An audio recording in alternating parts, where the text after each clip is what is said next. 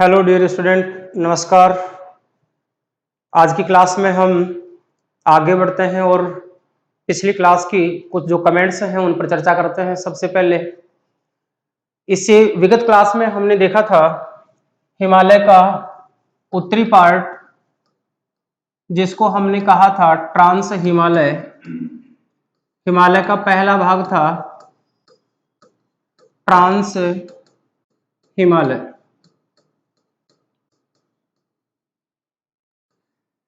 अब यहाँ हम कुछ संबंधित आपके जो क्वेश्चन थे उनको देखें। उससे पहले यहाँ मैं रिवीजन के तौर पर आपको कुछ बताना चाह रहा हूँ, तो आप ध्यान से देखेंगे। सबसे पहले हम ट्रांस हिमालय को देखा था, यह हिमालय के उत्तरी भाग में है। पहली स्थिति हिमालय के उत्तरी भाग में है। दूसरी स्थिति, इसका जो सीमांकन है, सीमांकन वो महान हिमालय से होता है।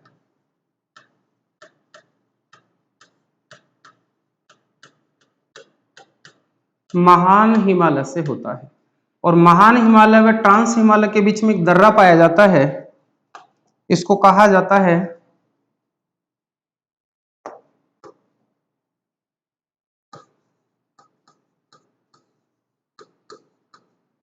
काराकोरम दर्रा,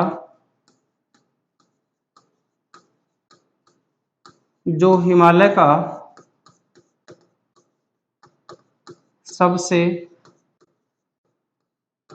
ऊंचा दर्रा है। हमने इसकी चर्चा भी की थी।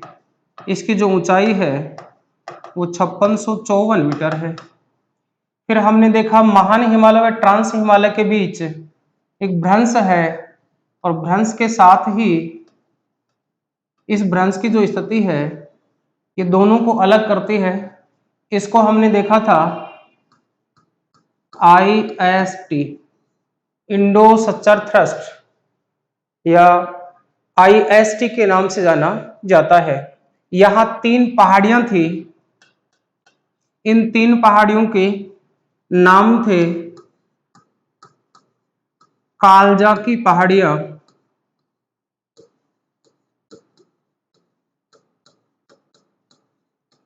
कालजा की पहाड़ियां। का तात्पर्य था काराकोरम पहाड़ी, ले का तात्पर्य था लद्दाख पहाड़ी, और जय का तात्पर्य था जास्कर की पहाड़ी। यहां तक की स्थिति हमने देखी थी। ये क्रम था, ये उत्तर से दक्षिण की ओर था। उत्तर से दक्षिण में क्रम से इनका विस्तार पाया जाता है। नेक्स्ट स्थिति हम देखें तो यहां हमने देखी थी भारत की सबसे ऊंची चोटी है, भारत की सर्वोच्च चोटी। चोटी देखी हमने K2 या गोडविन ऑस्टिन चोटी। ऊंचाई हमने इसकी देखी गोडविन ऑस्टिन चोटी की 8611 मीटर। भारत की सर्वोच्च चोटी जो ट्रांस हिमालय में स्थित है। अब यहां हम देखें तो आगे की स्थिति में इसकी कुछ सामान्य जानकारियों को, तो हमने ये देखा था यहां एक गोर्ज बनता है। इस गोर्ज को इंडस गोर्ज के नाम से जाना जाता है। इंडस गोर्ज कहलाता है। इंडस गोर्ज। इंडस गोर्ज की हमने गहराई देखी थी 5200 मीटर है। इंडस गोर्ज का जो निर्माण है वो सिंधु नदी करती है।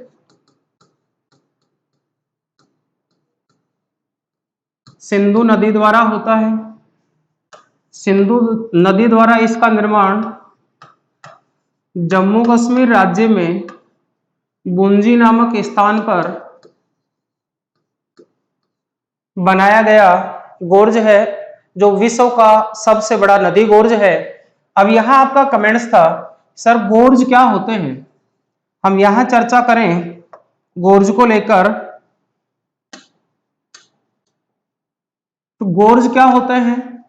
सबसे पहले हमने जानकारी ली, गोर्ज का निर्माण है वो नदी करती है, अर्थात निर्माण नदी प्रक्रिया द्वारा होता है।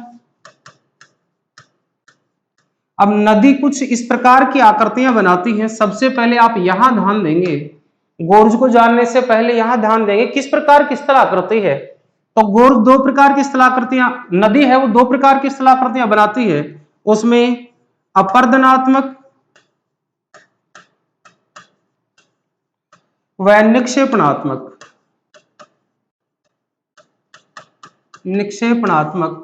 स्थल आकृति। अपर्दनात्मक जो स्थलाकृति है उनमें कुछ इस प्रकार से स्थलाकृतियां पाई जाती हैं।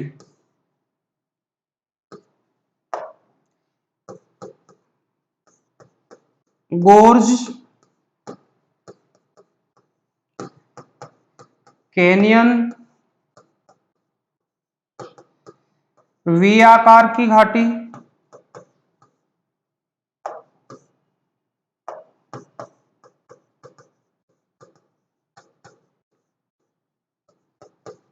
छिप्रिकाएं,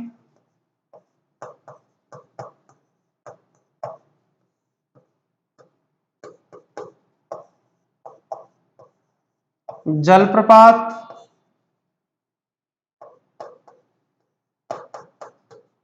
व सोपान, ये अपर्दनात्मक स्थलाकृतियां हैं जो नदी पहाड़ से उतरते समय तीव्र ढाल के साथ जब बहती हुई आती है तो अपर्दन की क्रिया करती है, कटाव करती है। इस कटाव की क्रिया के कारण बनने वाली स्थलाकृति है।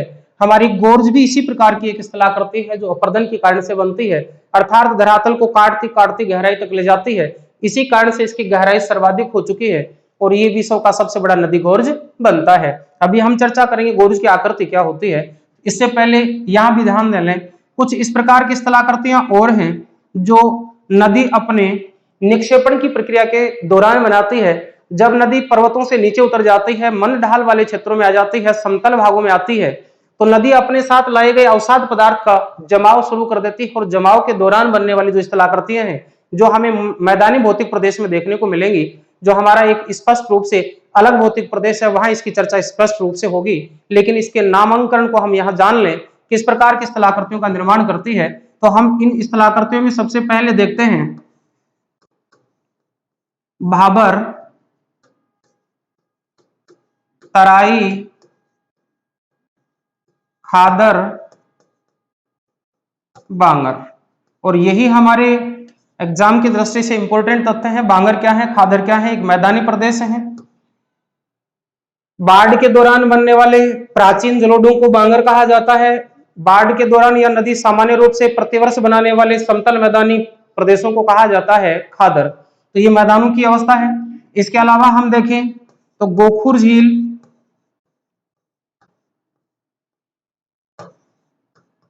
गोखुर झील, इनको छाड़न झील भी कहा जाता है, विसर्प, डेल्टा आदि प्रकार की स्थलाकृतियां बनाती है। इसके अलावा भी बनती हैं नदी वेदिकाएं, इनकी आकृतियां भी हमें निक्षेपणात्मक स्थलाकृतियों के साथ देखने को मिलती है। तो इनकी जानकारी हम मैदानों के साथ लेंगे। अब हमारा जो क्वेश्चन था वो था गोर्ज क्या होते हैं। तो गोर्ज को जानने के लिए हम देखें गोर्ज की स्थिति। नदी जब पर्वत से उतर करके आती है तो ये ध्यान दें, पर्वतों की कुछ आकृतियां इस प्रकार से होती हैं। तो जब नदी अपने बहाव के साथ नीचे की ओर उतरती है ढाल के साथ, तो इस तीव्र घाटी नुमा आकृति को गोर्ज कहा जाता है। तीव्र ढाल नुमा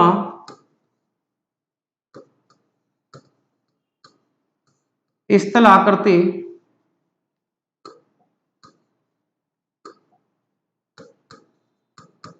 स्थलाकृति गोर्ज कहलाती है। अब ये तीव्र ढालनुमा स्थलाकृति हो किस रूप में बनती है? इस रूप की एक स्थलाकृति होती है जो गोर्ज कहलाती है। नेक्स्ट स्थलाकृति, जब गोर्ज लगातार अपर्दन की क्रिया के परिणाम स्वरूप जब कुछ चौड़े व और गहरे हो जाते हैं लेकिन इनके बीच की दूरी बढ़ जाती है, इस आकृति को कहा जाता है कैनियन। गोर्ज होता है, कैनियन बनता है। और जब नदी लंबी अवधि के परिणाम स्वरूप अपर्दन की क्रिया लगातार जारी रखती है, इस क्रिया को कहा जाता है वी आकार की घाटी। वी आकार की घाटी।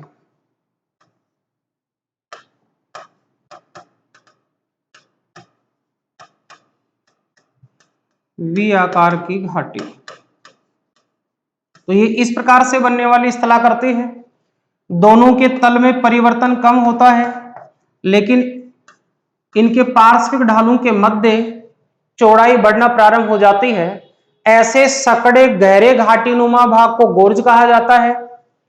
कम गहरे लेकिन अधिक चौड़े भाग को कैनियन कहा जाता है, लेकिन अधिक चौड़े व अधिक गहरे भाग को कहा जाता है वी आकार की घाटी। सामान्य रूप से हम इन तीनों की एक ही अवस्था अगर पाएं तो इनको संयुक्त रूप से वी आकार की घाटी के नाम से जाना जाता है। संयुक्त रूप से इनको वी आकार की घाटी कहा जाता है।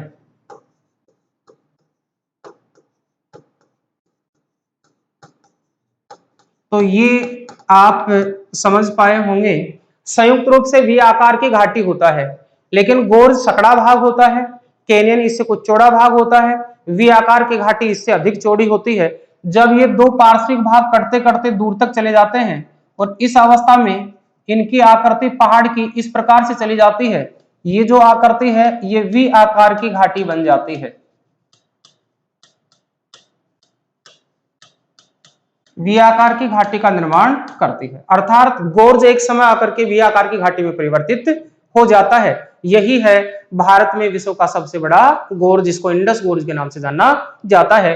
अब हम आगे बढ़ते हैं हमारे नेक्स्ट पॉइंट महान हिमालय को लेकर। तो सबसे पहले हम महान हिमालय की स्थिति में सामान्य जानकारी देखेंगे। महान हिमालय मुख्य हिमालय का पहला भाग है महान हिमालय। महान हिमालय व ट्रांस हिमालय को अलग करने वाले गोर्ज को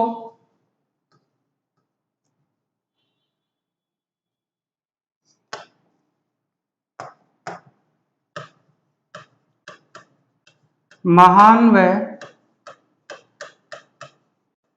ट्रांस हिमालय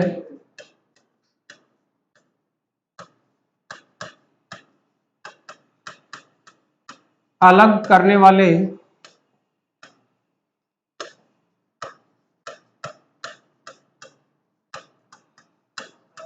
भ्रंश को किस नाम से जाना जाता है? तो यहां हम ध्यान देंगे, जब महान और ट्रांस अलग होते हैं इस भाग को कहा जाता है IST। तो IST इंडो सच्चर थ्रस्ट है। इसके दक्षिणी भाग में जो पहाड़ियां शुरू होती हैं इनको कहा जाता है महान हिमालय। अब इनकी अवस्थिति को हम देखेंगे, इनकी शुरुआत कहां से होती है? तो इनकी शुरुआत होती है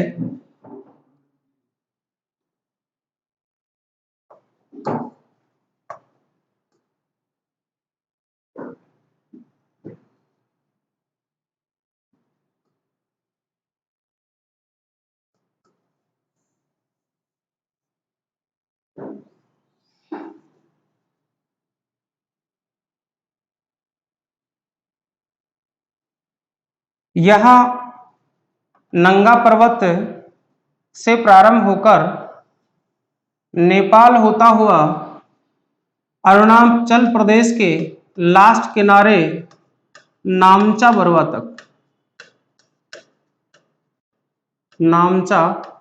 बरवा तक इसका विस्तार पाया जाता है। यहाँ नंगा पर्वत है,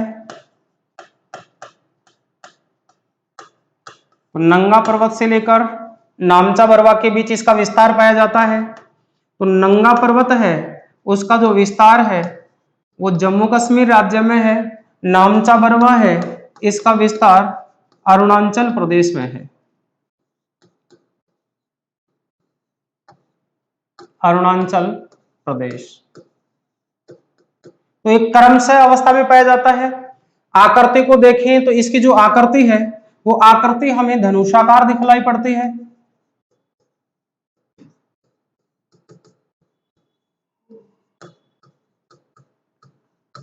आकृति धनुषाकार है। साथ ही जो इसकी लंबाई का जो विस्तार है वो हमें लगभग 2400 से 2500 किलोमीटर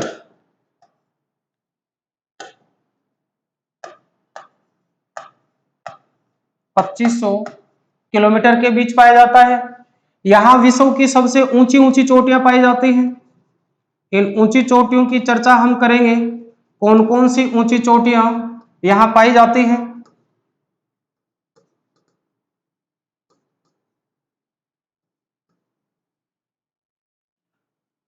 तो औसत ऊंचाई सर्वाधिक है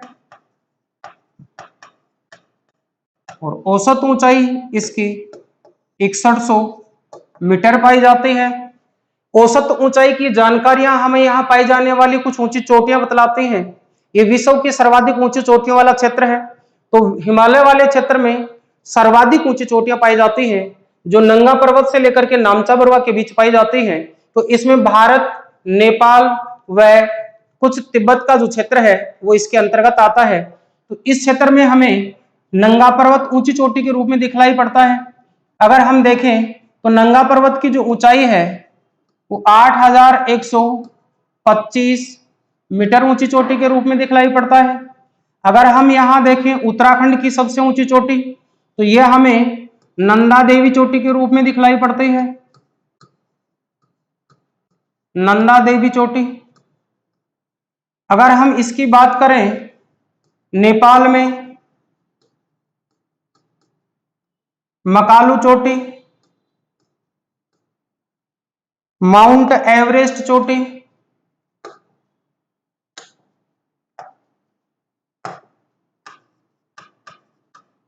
माउंट एवरेस्ट चोटी जो दुनिया की सबसे ऊंची चोटी है। दुनिया की सबसे ऊंची चोटी, विश्व की सर्वाधिक ऊंची चोटी वाला स्थान जो नेपाल हिमालय में पड़ता है, माउंट एवरेस्ट चोटी। इसकी ऊंचाई 8848 मीटर। वर्तमान में इसकी जो ऊंचाई है इसको 8850 मीटर माना गया है। जो एक सर्वे के तहत अगर दोनों ऑप्शन होते हैं तो हमें 8850 को मान लेना है, अन्यथा दोनों स्थितियों में से एक स्थिति को देकर के पूछा जाता है। आगे हम देखें तो इस क्षेत्र में पड़ने वाली ऊंची चोटियों में हमारे भारत की दूसरी ऊंची चोटी कंचनजंगा चोटी ऊंची चोटी है। इसकी अगर ऊंचाई की हम बात करें तो 8598 मीटर ऊंची चोटी है। अब यहां प्रश्न अपने लिए इंपॉर्टेंट है। भारत की सर्वोच्च चोटी वो हमें यहां दिखलाई थी और उसकी उपस्थिति हमें केटू चोटी के रूप में 8611 मीटर ऊंचाई के साथ उपस्थिति पाई। वहीं हमें दूसरी ऊंची चोटी कंचनजंगा चोटी जो कि सिक्किम राज्य में पड़ती है। सबसे इंपॉर्टेंट है किस राज्य की ऊंची चोटी है। यहां हमने देखा उत्तराखंड की सबसे ऊंची चोटी का नाम नंदा देवी चोटी है। नंदा देवी चोटी की जो ऊंचाई है 7817 मीटर है। उत्तराखंड की सबसे ऊंची चोटी है, भारत की दूसरी सबसे ऊंची चोटी है, लेकिन वर्तमान में भारत के अधिकार क्षेत्र की सबसे ऊंची चोटी है। ये केटू जो चोटी है ये अभी पाक अधिकृत कश्मीर का भाग है, पीओके का भाग है, तो ये भारतीय सीमाओं में नहीं पड़ती है। यही इंपॉर्टेंट क्वेश्चन है। प्रश्न पूछ लिया जाए भारत के अधिकार क्षेत्र में हिमालय की सबसे ऊंची चोटी, तो हमारा आंसर होगा कंचनजंगा चोटी। आंसर हो भारत के सबसे ऊंची चोटी, तो आपका आंसर बनेगा K2 चोटी, जो भारत के जम्मू कश्मीर क्षेत्र में पड़ती थी, लेकिन पाक अधिकृत कश्मीर का अंग मानी जाती है। तो यहाँ हमारी कुछ ऊंची चोटियों का जो विस्तार है, इसकी एवरेज जो ऊंचाई है वो हमें 6100 मीटर के रूप में दिखलाई पड़ती है। डियर स्टूडेंट, यहां से समझ पाए होंगे एग्जाम का सबसे महत्वपूर्ण क्वेश्चन है वो ऊंची चोटियों को लेकर के पूछ लिया जाता है। ऊंचाई सामान्यतः कम पूछी जाती है, लेकिन नाम काफी महत्वपूर्ण है। तो इस रूप में इसके 3 क्वेश्चन निकल करके आते हैं। इसके विस्तार की अवस्था है वो हमें नंगा पर्वत जम्मू कश्मीर से लेकर के नामचा पर्वत अरुणाचल प्रदेश तक दिखलाई पड़ता है। साथ ही इसकी आकृति कुछ हमें धनुषाकार आकृति में दिखलाई पड़ती है। लंबाई इसके लगभग 2400 से 2500 किलोमीटर है। अब इसको ये ध्यान देंगे, एनसीईआरटी के अनुसार इसको आप 2500 किलोमीटर मानेंगे, लेकिन कंपटीशन के अनुसार इसको 2400 किलोमीटर दे रखा है, लेकिन अपने को ऑथेंटिक स्रोत एनसीईआरटी के अनुसार मानना है 2500 किलोमीटर इसकी औसत लंबाई है और औसत ऊंचाई 6100 मीटर पाई जाती है। अब यहाँ एक क्वेश्चन और निकल करके आता है, वो स्थिति आप इसके द्वारा देख पा रहे होंगे, इस मानचित्र के द्वारा। इसकी जो आकृति है वो सामान्य रूप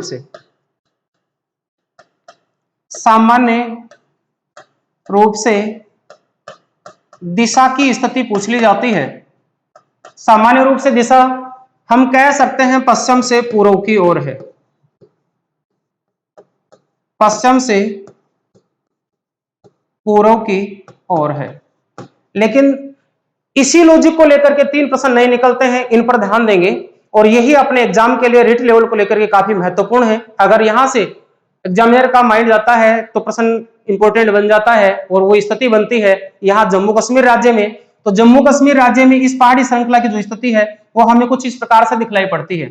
ये अवस्था इस श्रृंखला के रूप में पाई जाती है, इस दिशा में पाई जाती है। तो आप जान पा रहे होंगे दिशा उत्तर पश्चिम से दक्षिण पूर्व की ओर है। तो इसको हम शॉर्ट में लिख सकते हैं उत्तर पश्चिम से दक्षिण पूर्व की ओर। फिर स्थिति यहां नेपाल से होती हुई और हमारे सिक्किम राज्य तक चले जाए तो भारत में पश्चिमी बंगाल राज्य का दार्जिलिंग क्षेत्र और सिक्किम राज्य में इसकी स्थिति हो जाती है पूर्णतः पश्चिम से पूर्व की ओर। ये इंपॉर्टेंट है क्योंकि यहां हमारी कंचनजंगा चोटी सिक्किम में आ रही है और सिक्किम में हिमालय की स्थिति दूसरा ही प्रश्न बन जाता है। ये रटा रटाया प्रश्न, फैक्चुअली प्रश्न है, पूछा जा चुका है। लेकिन अब इससे अगला प्रश्न यह हो सकता है कि सिक्किम हिमालय में हिमालय की दिशा पाई जाती है तो पूर्णतः पश्चिम से पूर्व की ओर पाई जाती है। जब हम इससे आगे बढ़ते हैं तो हिमालय की दिशा में फिर परिवर्तन होता है और अंततः हिमालय है वो इस प्रकार से बदल जाता है।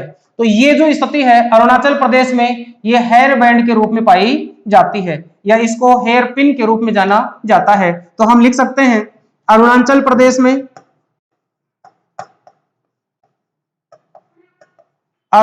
प्रदेश में इसकी जो दिशा है वो हेयर पिन के रूप में पाई जाती है। हेयर पिन के रूप में पाई जाती है। इस अवस्था को लेकर के 3 प्रकार की प्रश्न की अवस्था है वो पूछ ली जाती है जम्मू कश्मीर में, सिक्किम में और अरुणाचल प्रदेश में। अब आगे हम देखें तो हिमालय की सबसे ऊंची चोटियां होने के साथ साथ यहाँ कुछ घाटियां पाई जाती हैं और इन घाटियों की जो अवस्था है वो कुछ हमें इन क्षेत्रों में देखने को मिलती है। ये कुछ घाटियां हैं जो महान हिमालय से लेकर हमें मध्य हिमालय के बीच दिखलाई पड़ती है। मध्य हिमालय की उपस्थिति कुछ इस अवस्था में पाई जाती है।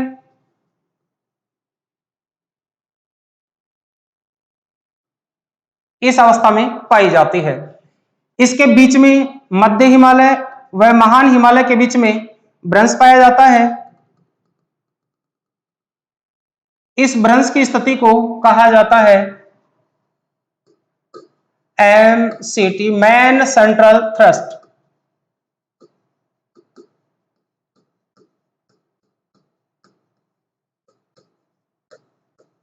मैन सेंट्रल थ्रस्ट ये दोनों को अलग करता है। इन घास की घाटियों को हम यहां देखें तो महान हिमालय के दक्षिणी भाग में व मध्य हिमालय के उत्तरी भाग में कुछ घास की घाटियां पाई जाती हैं। इन घास की घाटियों को कुछ स्थानीय नामों से जाना जाता है जिनका उपयोग अन्य कृषि कार्यों के लिए भी जाना जाता है। तो हम इनको देखते हैं कौन कौन सी घाटियां महान हिमालय व मध्य हिमालय के बीच पाई जाती हैं। तो सबसे पहले महान हिमालय,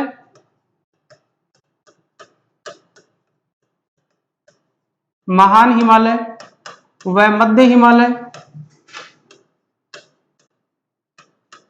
के मध्य या बीच में उपस्थित भ्रंश, उपस्थित भ्रंश, जिससे महान हिमालय व मध्य हिमालय अलग होते हैं, MCT, main central thrust. Next स्थिति हम यहाँ घास की घाटियों की देखें तो यहाँ कुछ घास की घाटियां हैं, घास की घाटियां। इन घास की घाटियों को जम्मू कश्मीर में कश्मीर घाटी के नाम से, कश्मीर घाटी के नाम से जाना जाता है।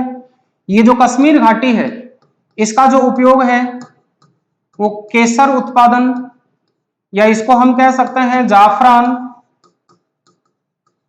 की कृषि के लिए उपयोगी है, तथा साथ ही यहां सेब का उत्पादन भी होता है। दो के लिए विशेष है, यहां से अपने एग्जाम का वेरी इंपॉर्टेंट क्वेश्चन है, सेब उत्पादन व जाफरान की कृषि के लिए है। अब यहां जो संबंधित क्वेश्चन अपने लिए बनकर के आता है वो निकल करके आता है, केसर का जो उत्पादन है वो किस प्रकार की भूमि पर होता है, तो ये भी ध्यान रखेंगे, इसका जो उत्पादन है वो करेवा भूमि पर होता है।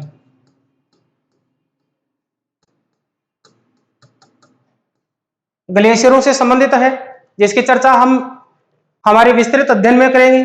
तो करेवा भूमि पर केसर का उत्पादन होता है, जो कश्मीर घाटी की विशेषता पाई जाती है। नेक्स्ट हमारी दूसरी घाटी है जिसको कहा जाता है लाहौल स्पीति घाटी।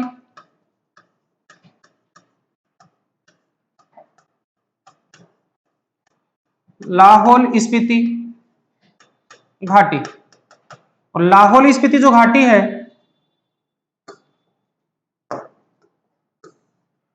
इसका संबंध हिमाचल प्रदेश में पाया जाता है। लाहौल स्पीति की जो घाटी है इसमें सर्वाधिक आलू की कृषि होती है, तो आलू की कृषि के लिए महत्वपूर्ण लाहौल स्पीति घाटी है। नेक्स्ट हमारी तीसरी घाटी है फूलों की घाटी।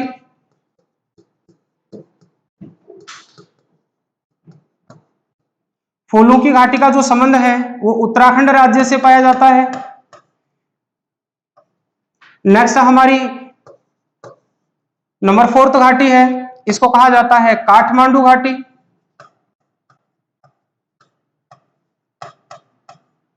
काठमांडू घाटी, और काठमांडू घाटी है इसका संबंध पाया जाता है नेपाल देश से।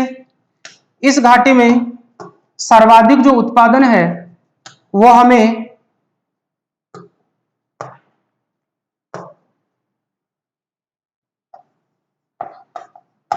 आलू व चावल के लिए देखने को मिलता है। तो सर्वाधिक उत्पादन आलू व चावल के लिए जानी जाती है। तो काठमांडू घाटी नेपाल हिमालय वाले क्षेत्र में पड़ती है, फूलों की घाटी उत्तराखंड में पड़ती है, लाहौल स्पीति घाटी हिमाचल प्रदेश में पड़ती है, तथा कश्मीर घाटी का संबंध केसर व जाफरान की तथा सेब उत्पादन के लिए जानी जाती है, जम्मू कश्मीर राज्य में पड़ती है। तो महान हिमालय के उत्तरी भागों पर पाई जाने वाली कुछ घाटियां हैं। इन घाटियों का संबंध हमें केसर उत्पादन के लिए, सेब उत्पादन के लिए, आलू की कृषि के लिए तथा आलू व चावल की कृषि के लिए जाना जाता है। इसी प्रकार से फूलों का उत्पादन उत्तराखंड राज्य में होता है। ये इंपॉर्टेंट तथ्यों के रूप में हमारे महान हिमालय के भाग माने जाते हैं। अब अगर हम देखें तो महान हिमालय के साथ इस प्रकार की कुछ आकृतियां जो हमने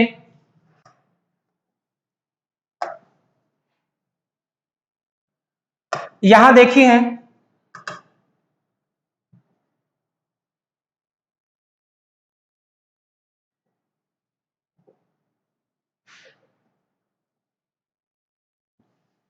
देखिए यहां कुछ अवस्थाएं जो हमें घाटियों के रूप में दिखलाई पड़ती हैं। इन घाटियों को कहा जाता है कश्मीर घाटी, इस घाटी को कहा जाता है लाहौल स्पीति घाटी,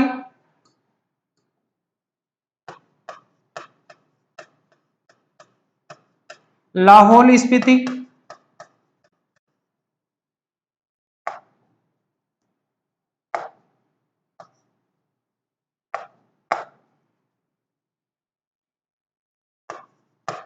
लाहौल स्पीति। इस घाटी को कहा जाता है फूलों की घाटी तथा इस घाटी को कहा जाता है काठमांडू घाटी। तो ये मानचित्र के माध्यम से हमने कुछ घाटियों की अवस्था को देखा। लाहौल स्पीति, फूलों की घाटी, काठमांडू की घाटी तथा कश्मीर घाटी। चार घाटियां हमारे महान हिमालय व मध्य हिमालय के मध्य पाई जाती हैं। मध्य हिमालय व महान हिमालय को जो अलग करने वाला जो भ्रंश है उसको एमसीटी के नाम से जाना जाता है तथा मध्य हिमालय की जो अवस्था है वो हमें कुछ खंडित अवस्था में दिखलाई पड़ती है। खंडित अवस्था जॉइंट अवस्था में नहीं पाया जाता है। विभिन्न प्रकार की नदी अपवाह तंत्र के माध्यम से इसको काटा जा चुका है, वह एक लहरदार आकृति में पाया जाता है। इसलिए मध्य हिमालय वाले जो क्षेत्र है उसको क्रमशः खंडित अवस्था का हिमालय माना जाता है, जिसकी अवस्था महान हिमालय के दक्षिण में पाई जाती है। तो नेक्स्ट स्थिति हम देखते हैं मध्य हिमालय की।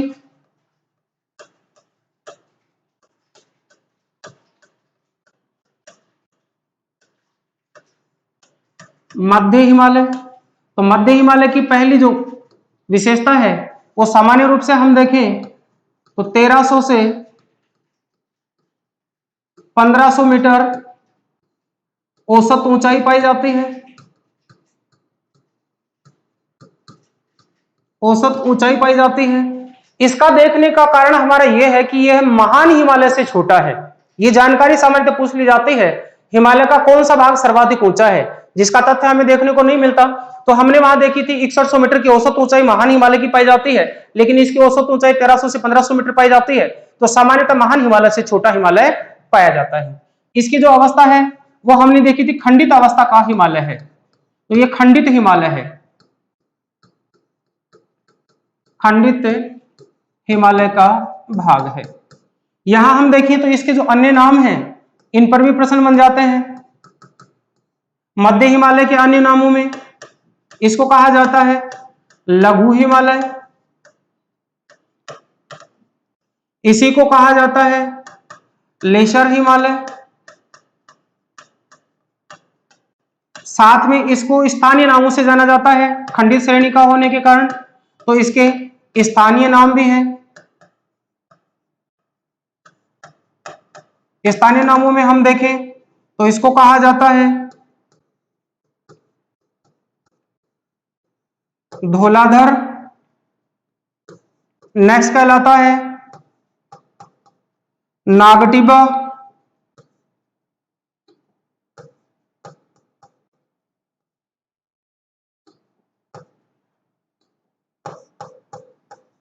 नागटिबा,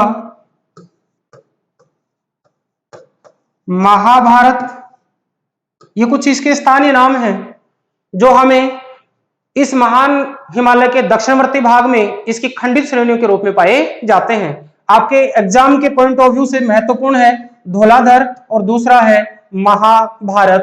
तो महाभारत जो हिमालय का भाग है ये पड़ता है नेपाल में, इसीलिए हमारे लिए इंपॉर्टेंट बनता है। और धौलाधर जो श्रृंखला पाई जाती है इसका संबंध पाया जाता है जम्मू और कश्मीर से। इस प्रकार से इसके स्थानीय नाम भी अपने लिए इंपॉर्टेंट बन जाते हैं। अब आगे हम देखें तो मध्य हिमालय और मध्य हिमालय के दक्षिणवर्ती भाग में हम कुछ इस प्रकार की स्थलाकृति को और देखते हैं। ये महान हिमालय, ग्रेटर हिमालय, इसको कहा जाता है ग्रेटर हिमालय। ग्रेटर हिमालय के दक्षिण में हमने देखा था इस प्रकार की कुछ खंडित श्रेणी की जो अवस्थाएं हैं वो मध्य हिमालय के रूप में पाई जाती हैं, और इनके मध्य, दोनों के मध्य एक भ्रंश पाया जाता है। इस भ्रंश को कहा जाता है MBT, मैन बाउंड्री थ्रस्ट, मुख्य मुख्य सीमा भ्रंश।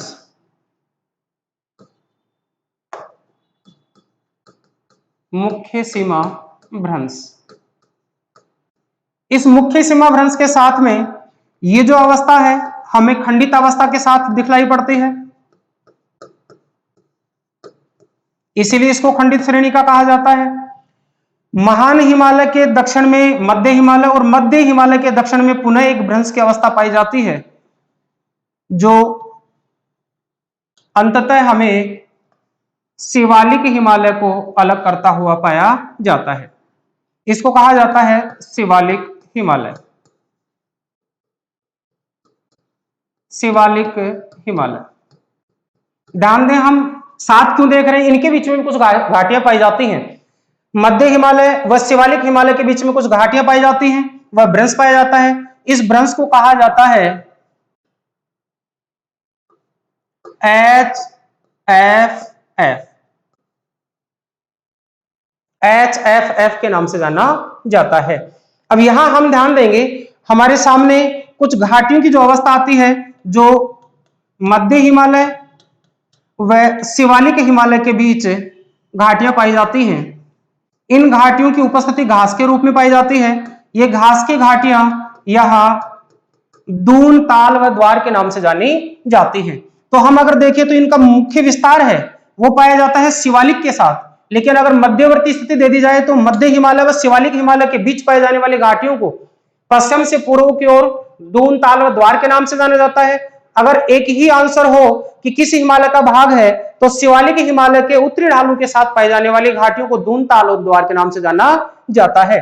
तो यहां इनको कहा जाता है दून,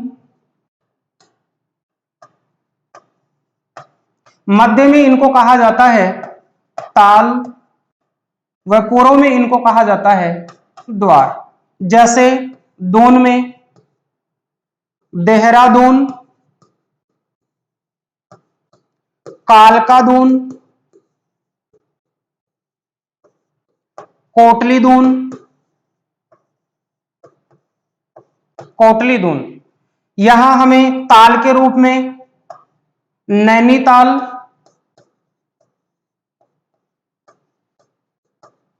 ये भी ध्यान रखेंगे नैनीताल एक झील भी है, एक पर्यटन स्थल भी है। प्रश्न सबसे इंपॉर्टेंट यही बन जाता है, नैनीताल है। नैनीताल एक घास के मैदानी प्रदेश की घाटी भी है, नैनीताल एक झील भी है और नैनीताल एक पर्यटन स्थल भी माना जाता है। अभी हम पर्यटन स्थल की चर्चा करेंगे, किस हिमालय में सर्वाधिक पर्यटन स्थल हैं, तो अब भी आंसर निकल करके आता है मध्य हिमालय में सबसे ज्यादा पर्यटन स्थल है, क्योंकि इसकी औसत ऊंचाई है वो 1300 से 1500 मीटर है। 1000 से 2000 मीटर के मध्य ऊंचाई वाले जो भूभाग हैं वो हमारे पर्यटन क्षेत्र के लिए अनुकूल माने जाते हैं, सबसे रमणीय स्थल होते हैं, इसलिए मध्य हिमालय में सबसे ज्यादा पर्यटन स्थल पाए जाते हैं। हम नेक्स्ट द्वार की स्थिति को देखें तो द्वार में हम देखते हैं कोटली द्वार, कोटली द्वार, कोट द्वार या पोटली द्वार। ये कुछ यहाँ के प्रसिद्ध द्वार हैं। तो यहाँ कुछ घास की घाटियां हमें क्रम से इस प्रकार से पाई जाती हैं। तो मध्य हिमालय है, इसकी विशेषता को हम देखें तो यहाँ एक पर्यटन स्थलों के रूप में एक नई विशेषता निकल के आती है। यहाँ कम ऊंचाई के कारण से पर्यटन स्थल के लिए अच्छा है, पर्यटन स्थल अधिक पाए जाते हैं। और पर्यटन स्थल अधिक हैं तो पर्यटन स्थलों के कुछ नाम भी पूछ लिया जाता है। तो यहां पर्यटन स्थलों में हम देखें तो शिमला इसी क्षेत्र में पड़ता है, मसूरी इसी क्षेत्र में पड़ता है, रानी खेत इसी क्षेत्र में पड़ता है, रानी खेत, और दार्जिलिंग भी इसी क्षेत्र में पड़ता है, दार्जिलिंग भी इसी क्षेत्र में पड़ता है। तो ये कुछ महत्वपूर्ण मध्य हिमालय के पर्यटन स्थल थे। फिर इसके दक्षिण में आ जाता है शिवालिक हिमालय, और शिवालिक हिमालय का जो विस्तार है वो हमें देखने को मिलता है मध्य हिमालय के दक्षिण में। तो आप यहां ध्यान देंगे शिवालिक हिमालय की स्थिति को,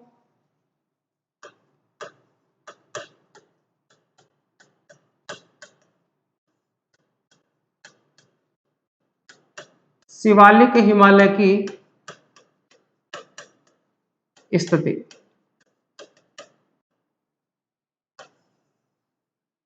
शिवालिक हिमालय की स्थिति को देखें तो क्रमशः पाई जाती है। शिवालिक का जो विस्तार है, शिवालिक का विस्तार ये पाया जाता है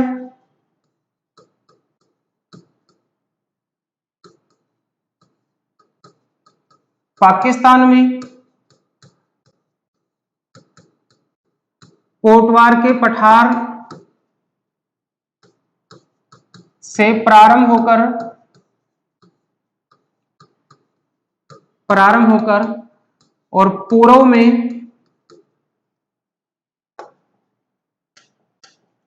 में पाया जाता है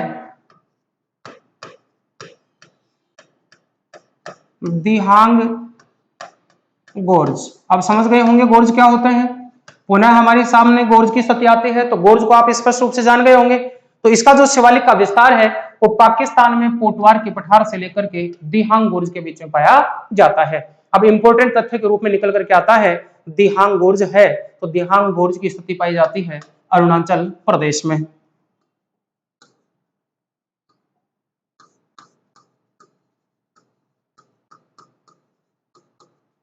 अरुणाचल प्रदेश में।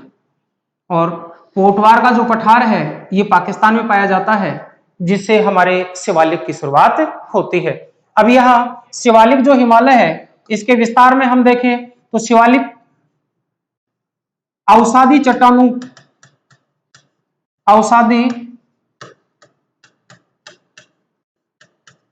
के असंगठित रूप में उपस्थित है। अब यहां प्रश्न क्या निकल करके आएगा ये ध्यान दें। अवसादी शैल के असंगठित अवस्था में पाए जाने से यहां जो भी नदियां निकल करके चलती हैं या जिन नदियों का उद्गम होता है उन नदियों में अवसाद पदार्थ ज्यादा होता है, अपरदन की क्रिया ज्यादा होती है। तो यहां से निकलने वाली नदियां बाढ़ उत्पन्न करने वाली नदियां होती हैं। और यहां हम देखें तो 3 बाढ़ वाली नदियां हैं। इन नदियों को आप इंपॉर्टेंट तथ्य के रूप में जानेंगे। घग्गर नदी,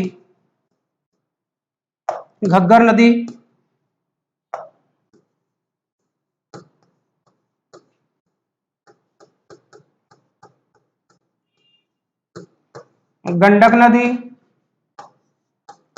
व कोसी नदी, जिसको सोरो ऑफ बिहार के नाम से जाना जाता है, बिहार का शोक कहा जाता है। लेकिन यहां एक अलग प्रश्न निकल करके आता है, तीनों की तीनों जो नदियां हैं ये मार्ग परिवर्तन के कारण भी जानी जाती हैं। मार्ग परिवर्तन करने वाली नदियां हैं, मार्ग परिवर्तन करने वाली नदियां। हमारे भारत के अपवा तंत्र का विस्तार नहीं है, लेकिन यहां हमारे हिमालय को लेकर के इन तीनों नदियों की स्थिति इंपॉर्टेंट है। सिंधु नदी और सिंधु नदी के गोर्ज की स्थिति इंपॉर्टेंट है। तो यहां ध्यान देंगे शिवालिक से निकलने वाली नदियां बाढ़ लाती हैं। बाढ़ लाने वाली नदियों में कौन कौन सी नदियां हैं? घग्गर, गंडक और कोसी नदियां हैं। गंडक, घग्गर व कोसी नदियां बाढ़ अपर्दन के कारण से जानी जाती हैं, क्योंकि अवसादी शैल वाले क्षेत्र से बह करके आते हैं तो सर्वाधिक अपर्दन करती हैं।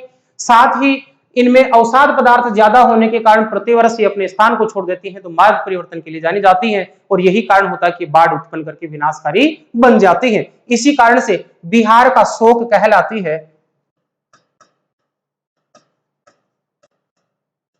बिहार का शोक कहलाती है, बिहार का शोक।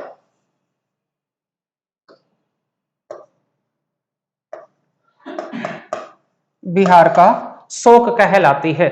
इस प्रकार से हमने देखा हमारे हिमालय की, मुख्य हिमालय की तीनों अवस्थाएं, महान हिमालय, मध्य हिमालय व शिवालिक हिमालय। और आगे हम चर्चा करेंगे हमारे शेष बचे हुए हिमालय के, पूर्वी हिमालय की चर्चा।